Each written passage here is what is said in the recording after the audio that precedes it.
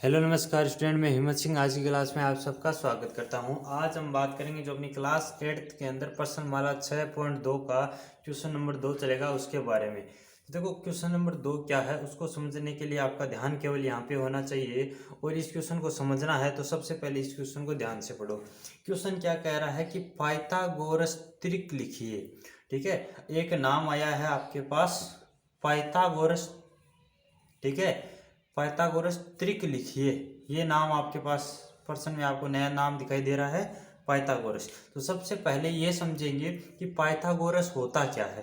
ठीक है, तो देखो इसमें आपको प्रश्न पहले पूरा देखो कि पाइथागोरस त्रिक लिखिए जिसका एक सदस्य आपको दिया हुआ है। देखो एक सदस्य, हर प्रश्न में आपको एक संख्या दी हुई है, एक सदस्य आपको दिया हुआ है तो पाइथागोरस लिखिए। अब ये पाइथागोरस होता क्या है सबसे पहले ये समझेंगे। ठीक है, तो पाइथागोरस क्या होता है, तो ये पाइथागोरस एक प्रमेय होती है। ठीक है, पाइथागोरस क्या होती है, एक प्रमेय। और ये पाइथागोरस प्रमेय क्या बोलती है कि एक समकोण त्रिभुज, और देखो समकोण त्रिभुज किसे बोलेंगे, समकोण त्रिभुज किसे बोलेंगे, तो समकोण त्रिभुज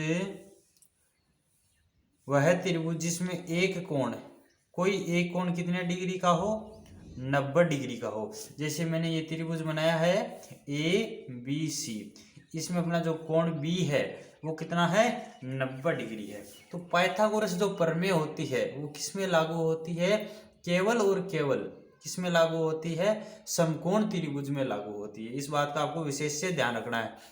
अब इसमें देखो, इसमें कुछ बातें होती है त्रिभुज में, वो मैं आपको बताता हूँ। जो ये समकोण है, ठीक है, इसके सामने की जो भुजा है इसको हम क्या कहते हैं, इसको हम कर्ण कहते हैं। ठीक है, इसको हम क्या बोलेंगे, कर्ण बोलेंगे।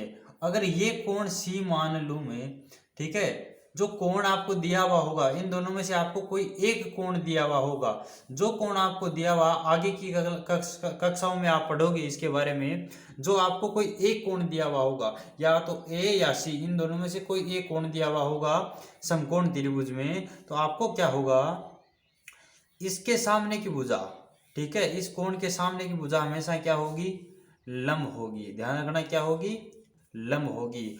और जो ये भुजा है जो बच गई वो कौन सी भुजा होगी, आधार होगी। तो इतना आप समझ गए।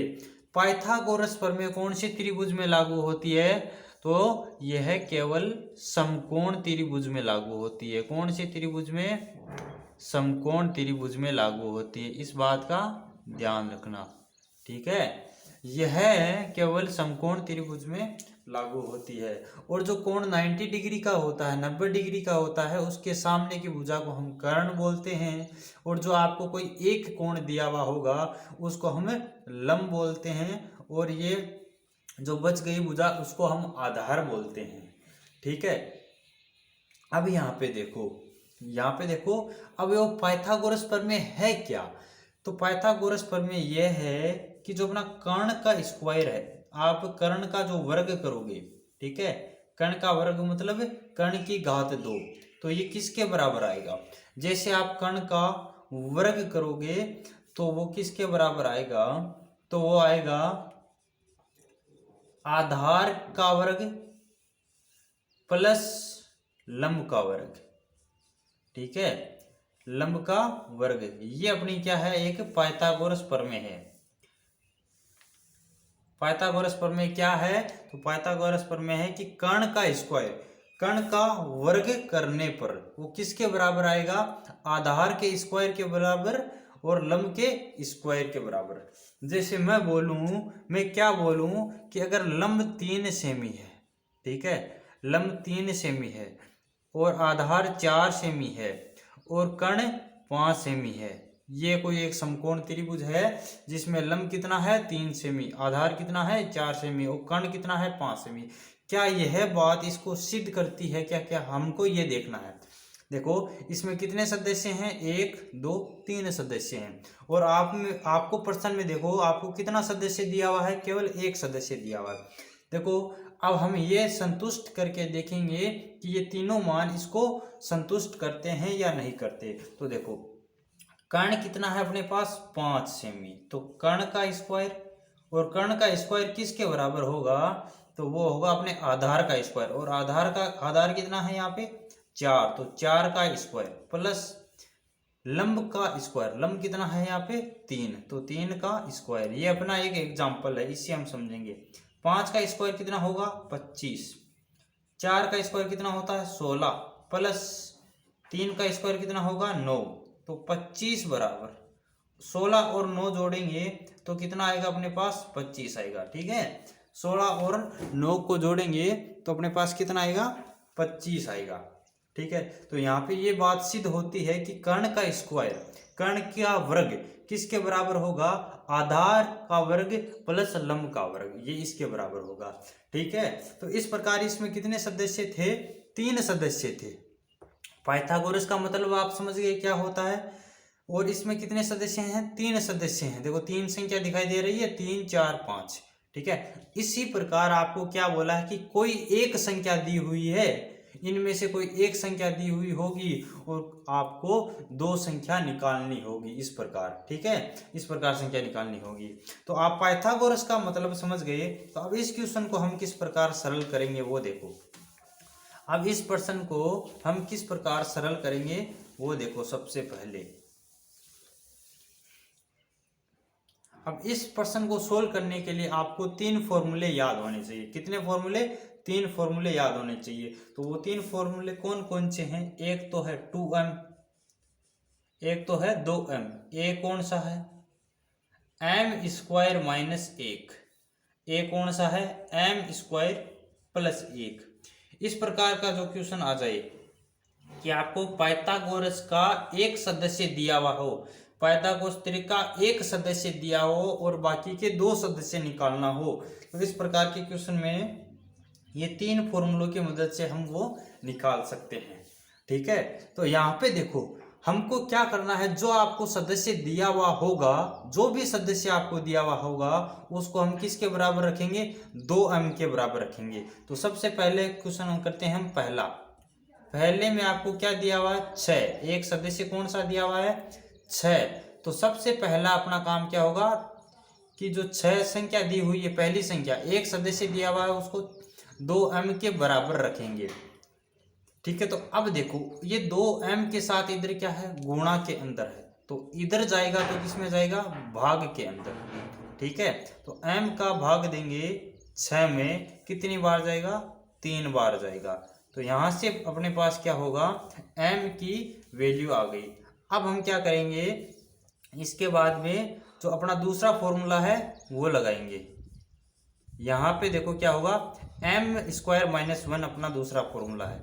ठीक है, तो इसमें m की वैल्यू अपने पास कितनी है 3, तो m की जगह हम 3 रखेंगे, तो 3 की घात 2 माइनस का 1, 3 की घात 2 कितना होता है 9, 9 माइनस 1, 9 में से 1 माइनस करेंगे तो कितना बचेगा 8 बचेगा, कितना बचेगा 8 बचेगा।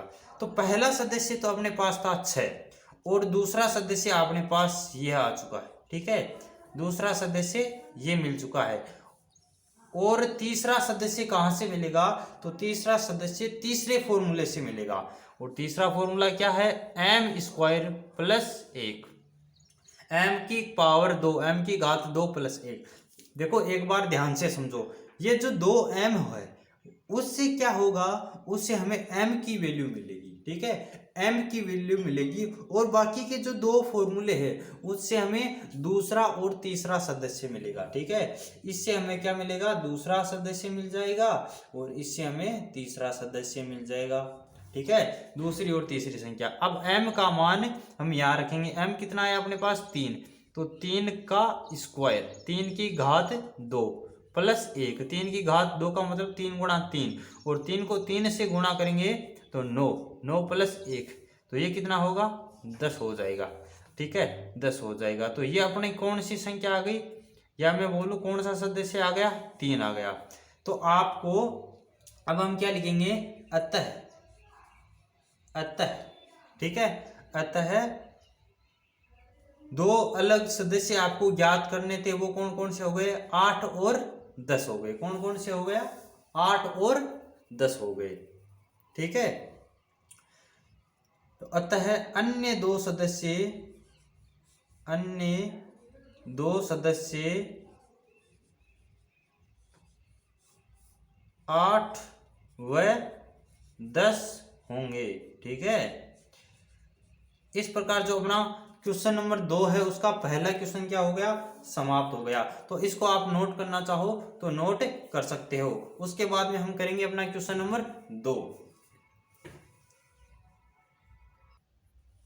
हाँ, तो अब यहाँ पे देखो हमने क्या किया, अपना पहला क्वेश्चन समाप्त कर चुके हैं। अब हम बात करते हैं अपने क्वेश्चन नंबर 2 के बारे में। तो क्वेश्चन नंबर 2 में आपको क्या दिया हुआ है, चौगदा दिया हुआ है। ठीक है, चौगदा, एक सदस्य आपको चौगदा दिया हुआ है। तो सबसे पहला अपना काम क्या होगा, जो सदस्य आपको पहला सदस्य दिया हुआ है उसको हम किसके बराबर रखेंगे, 2m के बराबर रखेंगे। ठीक है, ये तीनों फॉर्मूले आपको याद होने चाहिए। ठीक है, तो 2m के बराबर रखेंगे किसको, चौगदा को। ठीक है, इससे हमारे पास कोई सदस्य प्राप्त नहीं होगा, केवल हमें m की मान, जो m का क्या मान होना चाहिए वो प्राप्त होगा। ठीक है, m का क्या मान होना चाहिए वो प्राप्त होगा। तो अब यहाँ पे देखो अपने पास क्या होगा, जो m है इसके साथ जो 2 किस में है, गुणा के अंदर है। तो इधर जाएगा तो किस में चला जाएगा, भाग के अंदर, 14/2। ठीक है, तो m बराबर कितना हो जाएगा अपने पास, 7 आ जाएगा। m की वैल्यू कितनी आ गई, 7 आ गई। अगर आपको m की वैल्यू आ गई तो इन दो फॉर्मूलों में हम m का मान रख के दूसरा और तीसरा सदस्य निकाल सकते हैं। तो दूसरा सदस्य कैसे निकालेंगे, m की वैल्यू कितनी है, 7। तो 7 की घात 2 माइनस 1। ठीक है, तो 7 की घात 2 मतलब कितना होगा, 7 गुणा 7, और 7 को 7 से गुणा करेंगे गुण 50, माइनस के अंदर 1, माइनस 1 करेंगे गुण 50 में से माइनस 1 करेंगे तो अपने पास कितना आ जाएगा, 48 आ जाएगा। कितना आ जाएगा, 48 आ जाएगा। और ये अपना कौन सा सदस्य आ गया है, दूसरा सदस्य आ चुका है। अब देखो तीसरे सदस्य की बात करें तो m की पावर 2, यानी कि हमें m कितना दे रखा है, 7 दे रखा है। m की घात 2 प्लस की 1 प्लस 1, तो m की घात 2 मतलब वही अभी 7 गुणा 7 कितना होगा, 7 गुणा 7 गुण 50, और प्लस में 1 गुण 50 और 1 कितना हो जाएगा अपने पास, 50 हो जाएगा। और यह अपना कौन सा सदस्य आ चुका है, तीसरा सदस्य आ चुका है। तो यहाँ पर अब हम क्या करेंगे, इसका आंसर लिखेंगे, अतः अन्य दो सदस्य, एक सदस्य तो आपको मालूम है कौन सा है, चौगदा। तो अतः अन्य दो सदस्य कौन कौन से होंगे, 48 और 50, 48 और 50 हैं। ठीक है, तो इस प्रकार जो अपना क्वेश्चन नंबर 2 है, दूसरे क्वेश्चन का दूसरा है वो क्या हो चुका है, समाप्त हो चुका है।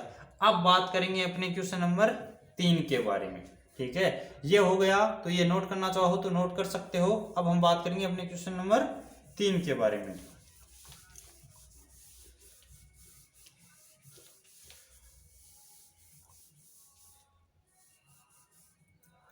अब यहां पे देखो अपना क्वेश्चन नंबर 3, क्वेश्चन नंबर 3 क्या है, 16। जिसको नहीं समझ में आया वो एक बार और समझ सकता है, क्योंकि जो अपना क्वेश्चन नंबर 4 है इसका जवाब आपको कमेंट में देना है। अन्य दो सदस्य कौन कौन से होंगे, इसका जवाब आपको क्या करना है, कमेंट में बताना है। ठीक है, अब देखो हमारे पास वही 3 फॉर्मूले कौन से, 2m, m² minus 1, m² plus 1।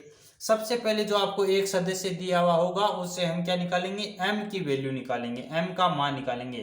तो 2m के बराबर रखेंगे, जो भी आपको पहला सदस्य दिया हुआ होगा उसको हम 2m के बराबर रखेंगे। 2 इधर गुणा में है तो इधर जाएगा किसके अंदर, भाग के अंदर चला जाएगा। ठीक है, तो m बराबर कितना आ जाएगा, 8 आ जाएगा। m की वैल्यू कितनी आ चुकी है, m का मान 8 आ चुका है। अब यह मान हम इन फॉर्मूलों में रखेंगे, m का स्क्वायर यानी कि 8 की घात 2 माइनस 1। 8 की घात 2 कितना होता है, 8 गुणा 8, और 8 को 8 से गुणा करने पर 64। तो 64 माइनस 1 करेंगे तो अपने पास कितना आएगा, 63 आ जाएगा। ठीक है, 63 आ जाएगा। और ये अपना कौन सा सदस्य आ जाएगा, दूसरा सदस्य।